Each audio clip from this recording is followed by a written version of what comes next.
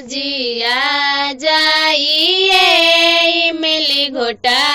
जाइए मामा जिया जाइए मिली घोटा जाइए अपने दीदी कोई मिली घोटाइए अपने दीदी कोई मिली घोटाइए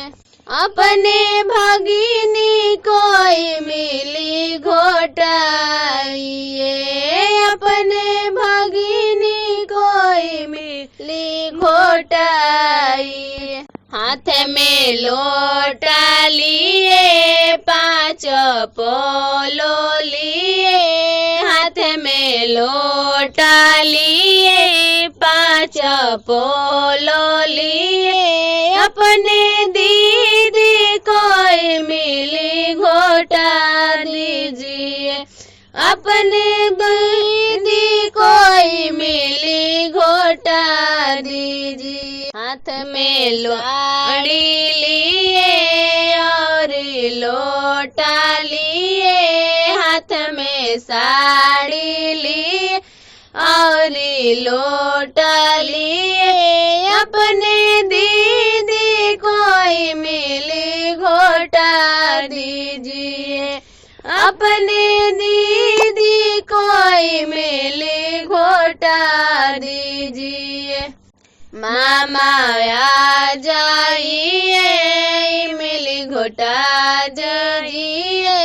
मामा जी आ जाइए मिली घोटा जाइए अपने दीदी कोई मिली घोटा दीजिए अपने बहिनी कोई मिली घोटा दीजिए कवे पर बैठल बाड़ी बहिनी तोहार हो चौकवे पर बैठल बाड़ी बहिया तोहार हो चौकवे पर बैठल बाड़ी दीदिया तोहार हो हाथवा के ले अइहा हाथवा के ले अइहा सोड़िया 1000 हो चौकवे पर बैठल बाड़ी बहिनी तोहार हो चौकवे पर बैठल बाड़ी बहिनी तोहार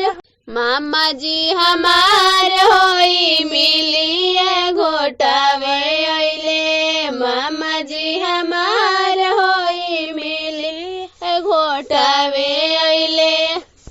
अंगना में आइल बड़े अंगना में आइल बड़े मामा जी हमार होई मिलिए घोटावन अइले मामा जी हमार हो चौकवे पर बैठल बाड़ी बहिनी तोहार हो चौकवे पर बैठल बाड़ी हाथवा के लोटा ले हाथवा के लोटा ले मिली घोटले हो अंगनवा में आइल बड़े मामा जी हमार हो अंगनवा में आइल बड़े मामा जी हमार हो चौकवे पर बैठल बाड़ी बहिनी तोहार हो चौकवे पर बैठल बाड़ी।